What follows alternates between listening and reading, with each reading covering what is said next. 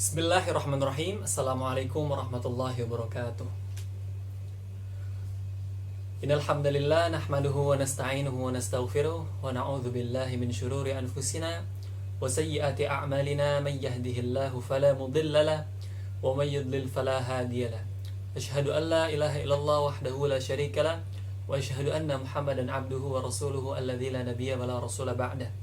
Qala Allah ta'ala fi kitabihil karim أعوذ بالله من الشيطان الرجيم بسم الله الرحمن الرحيم يا أيها الذين آمنوا اتقوا الله حق تقاته ولا تموتن إلا وأنتم مسلمون وقال تعالى يرفع الله الذين آمنوا منكم والذين أوتوا العلم درجات وقال النبي صلى الله عليه وسلم طلب العلم فريضة على كل مسلم ومسلمة وقال النبي صلى الله عليه وسلم Man salaka tariqan yaltamisu fihi ilman sahhalallahu lahu tariqan ilal jannah. Teman-teman yang dimuliakan Allah Subhanahu wa taala, alhamdulillah, puji serta syukur kita panjatkan kepada Allah Subhanahu wa taala yang mana alhamdulillah pada hari ini kita masih bisa bermujalasah. Ngaji bersama, sharing bersama insyaallah dalam pertemuan kita hari ini. Itu patut kita syukuri dan selalu kita syukuri setiap harinya dan setiap saatnya. Semoga dengan kita terus bersyukur Allah tambah nikmat kita. Amin ya rabbal alamin. Salawat serta salam semoga tetap tercurah limpahkan kepada Nabi Muhammad SAW. Semoga dengan kita banyak bersalawat kepada beliau, salawat manusia kepada beliau merupakan doa kebaikan, doa mendapat syafaat dan lain sebagainya. Semoga dengan salawat tersebut kembali juga kepada kita, dan mudah-mudahan dengan kita banyak bersalawat itu merupakan bukti kita cinta kepada Nabi Muhammad SAW dan menjadi tanda bahwa kita umat beliau Nabi Muhammad SAW. Teman-teman dimuliakan Allah Subhanahu wa taala, alhamdulillah di siang hari yang panas ini, cuaca Kairo yang alhamdulillah pada hari ini musim panas puncak ya, masih di tengah-tengah musim panas, kita masih bisa bermujalasah membahas kitab Nuzhatul Muttaqin Syarah Riyadhus Shalihin karangan Imam Nawawi rahimahullah ta'ala. Alhamdulillah kita akan membahas bab 5 ya. Kita sudah membahas 4 bab sebelumnya. Sebelumnya kita membahas tentang kejujuran, as-sidq. Sekarang kita akan membahas bab kelima, al-khamis, babul muraqabah. Saya kira di bab ini ada hadis-hadis yang sangat penting menurut saya. Memang ya hadis Nabi SAW semuanya penting, tapi maksud saya ada hadis-hadis walaupun ini ada yang panjang, menurut saya kita harus bahas ya, karena ini sangat penting dalam bab muraqabah, yang artinya muraqabah diawasi, ada rasa pengawasan di dalamnya. Jadi insya Allah mungkin kita akan membahas bab ini dengan 2 sesi ya, agar tidak terlalu panjang juga. Kita akan mulai masuk ke dalam kitabnya. Babul muraqabah. Qala Allah Ta'ala alladhi yaraka hina taqum wa taqallubaka fis sajidin wa huwa ma'akum aynama kuntum innallaha la yakhfa 'alayhi shay'un fil ardi wala fis sama' innallaha labil mirsad ya'lamu kha'inatal a'yun wa ma tukhfis sudur. Dan banyak ayat-ayat tentang muraqabah di dalam Al-Qur'an yang memang tidak bisa disebutkan semuanya. Salah satunya adalah yang mudah sekali kita pahami adalah wa huwa ma'akum aynama kuntum, atau innallaha la yakhfa 'alaihi syai'un fil ardi wala fis sama, bahwa Allah bersama kalian dimanapun kalian berada. Dan ini menjadi akidah juga ya, mempercayai bahwasannya Allah itu ya akan selalu mengawasi kita, begitu. Innallaha la yakhfa 'alaihi syai'un fil ardi wala fis sama wa huwas samiul 'alim.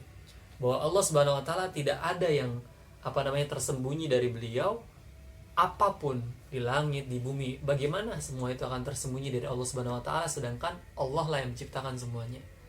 Begitu. Kita saja sebagai makhluk yang memang terbatas, ketika kita contoh mendesain sesuatu dalam satu ruangan, maka kita yang sangat tahu seluk-beluk dari ruangan tersebut.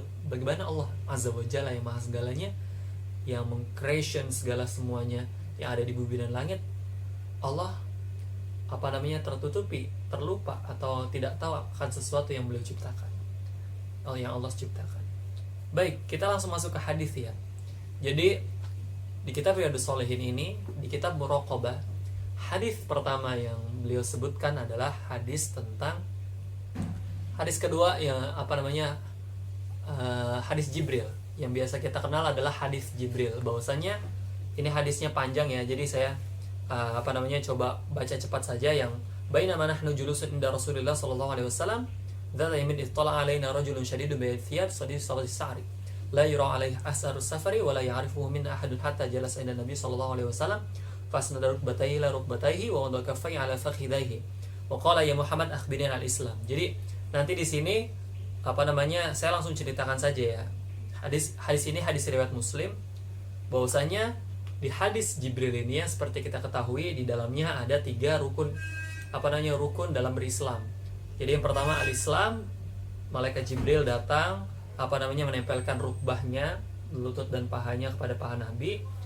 Beliau menjelma sebagai sosok laki-laki yang memang bayadis thiyab, putih pakaiannya, wasawadi syari, rambutnya hitam, yang memang klimis lah seperti itu. Jadi sosok perumpamaan malaikat ini memang perfect di sini. Lalu bertanya kepada Nabi tentang Islam, bahwa Islam adalah antasyhada alla ilaha illallah, bersyahadat dan lain sebagainya, sebagaimana kita ketahui rukun Islam. Lalu membenarkan apa yang dijawab Nabi, lalu menjelaskan tentang iman, akhbirin alil iman, wa al iman adalah antu'mina billah wa malaikatihi, percaya bahwa kita mempercayai Allah, kitabnya, malaikatnya dan segala macamnya, sampai qada dan qadar. Nah, lalu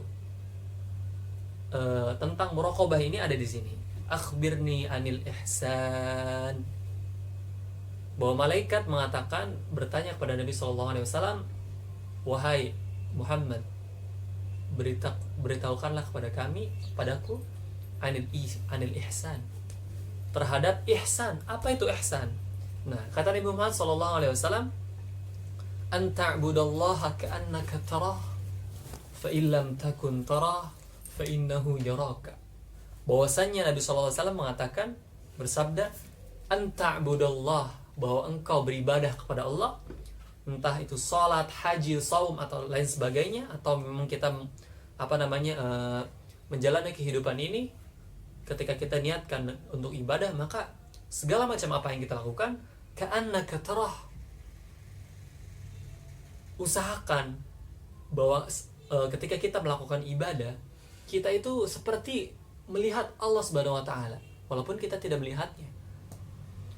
Fa illam takun tarah fa innahu yaraka, walaupun kamu memang secara zahir tidak melihatnya, fa innahu yaraka, maka yakinkanlah pada diri kalian masing-masing, fa innahu yaraka, bahwa Allah Subhanahu wa taala As-Sami' Al-Basir, mempunyai sifat Asmaul Husna yang begitu panjang, banyak, yang mulia, bahwa Allah As-Sami', maha mendengar, Al-Basir, yang maha melihat. Jadi Allah pasti melihat kita seperti itu. Jadi ini bukan hanya sekedar lafaz saja bahwa kita meyakini bahwa kita mengatakan bahwasanya bersyahadat bahwa Allah Subhanahu wa taala adalah Allah dan Nabi Muhammad adalah utusannya, dan bukan hanya sekedar mengimani oh iya Allah itu ada, tapi ini lebih kepada muraqabah, rasa diawasi oleh Allah Subhanahu wa taala. Ketika kita beribadah, seakan-akan Allah itu melihat kita dan kita melihat Allah Subhanahu wa taala.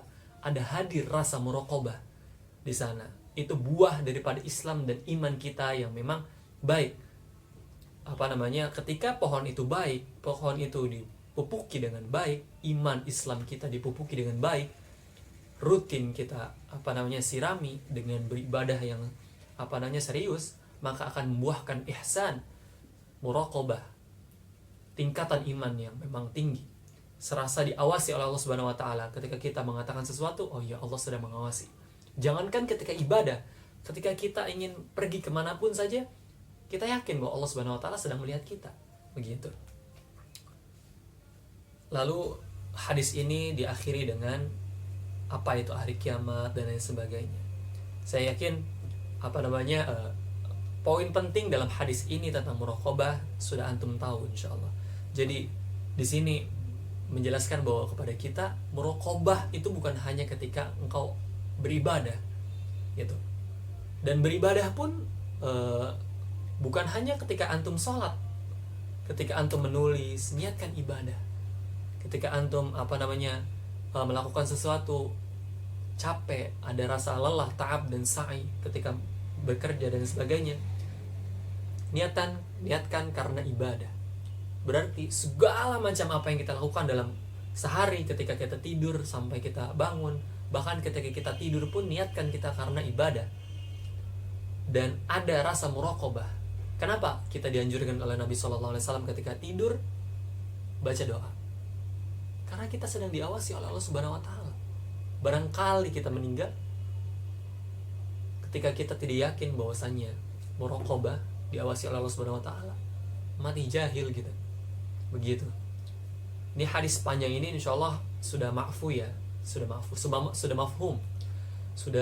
oleh antum semuanya, karena ini hadis yang sangat masyhur. Tapi terkadang hanya mengingat secara lafaz saja, secara arti saja, tapi tidak difahami dan juga tidak dipraktekkan.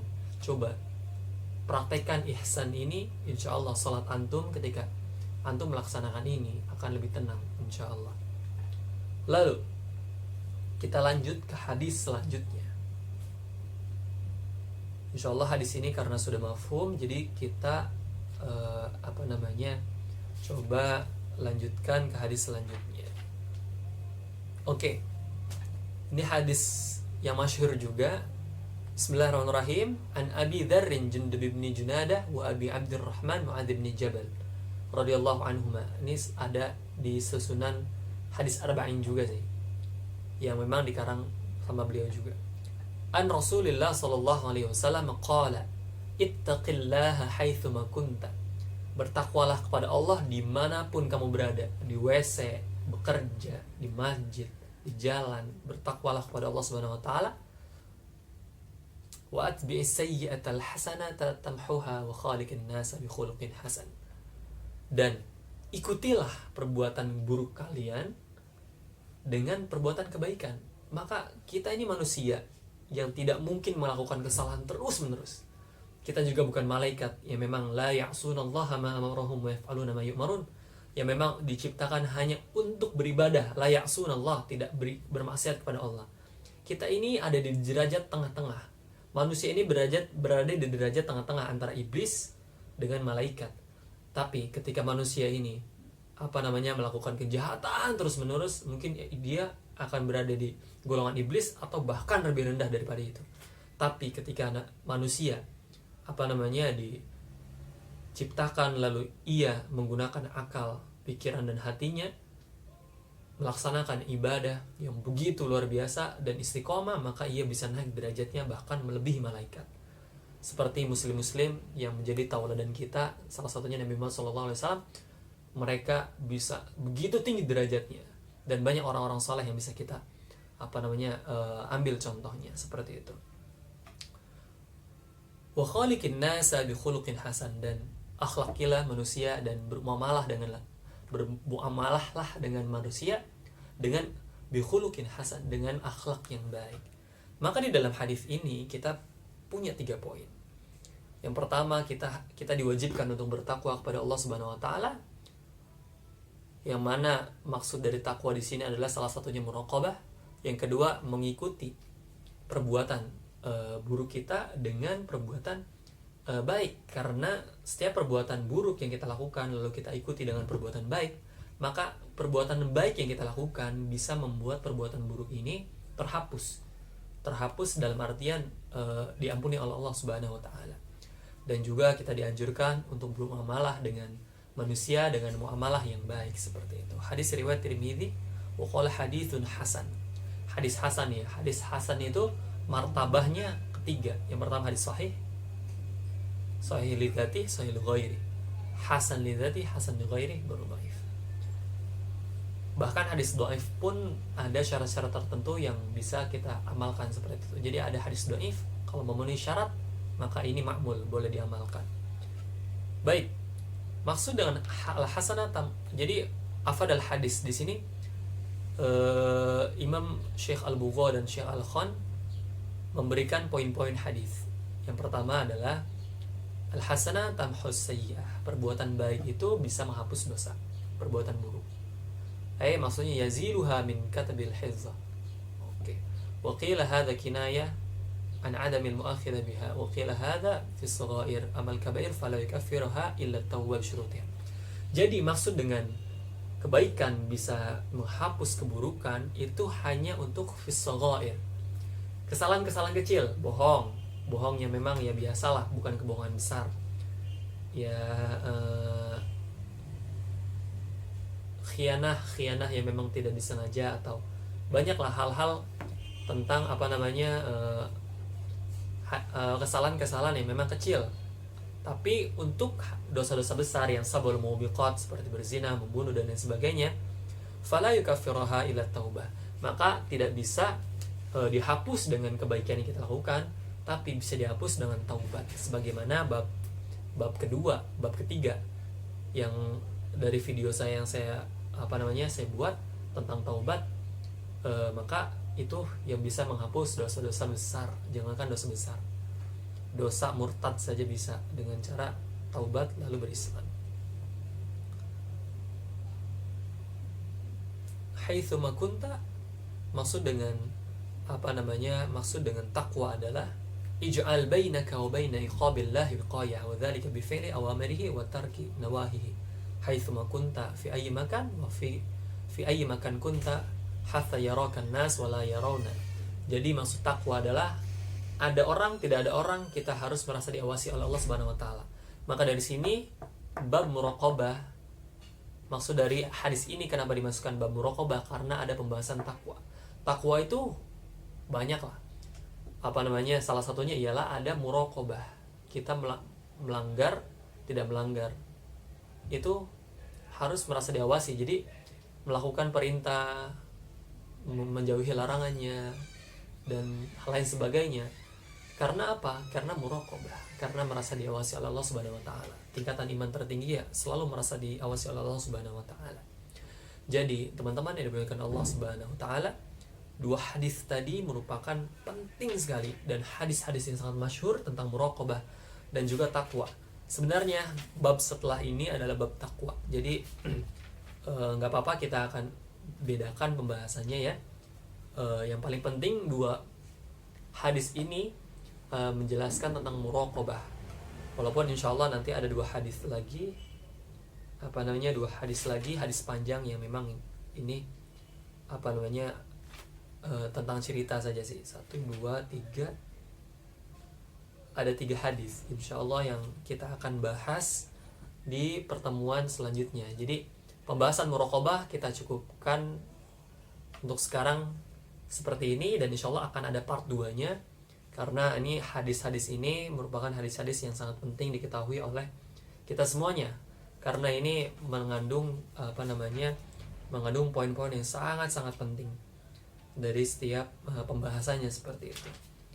Jadi teman-teman yang dimuliakan Allah Subhanahu wa taala, sebagai seorang muslim, seorang mukmin, maka jangankan kita sebagai seorang orang yang beriman, sebagai hamba Allah Subhanahu wa taala, kadang kita melakukan sebuah usaha, game misalkan, atau kita memulai bisnis, kita ingin terus naik pangkatnya, menambah penghasilan dan sebagainya, kualitas kita. Maka ketika kita berprofesi, diciptakan sebagai seorang hamba Allah Subhanahu wa taala, maka hadirkan di dalam diri kita agar terus naik tingkat imannya, tingkat ketakwaannya. Salah satunya adalah menghadirkan muraqabatullah taala. Ihdar muraqabah, merasa diawasi Allah Subhanahu wa taala. Karena merasa diawasi Allah Subhanahu wa taala merupakan keniscayaan. Kita merasa diawasi atau kita merasa tidak diawasi pun, Allah tetap mengawasi kita. Tapi lebih baik lagi kita yang merasakan bahwa kita diawasi oleh Allah Subhanahu wa taala. Kenapa seperti itu? Karena dengan kita sadar bahwa kita diawasi oleh Allah Subhanahu wa taala, maka segala apa yang kita lakukan akan menjadi baik dan naik kualitasnya.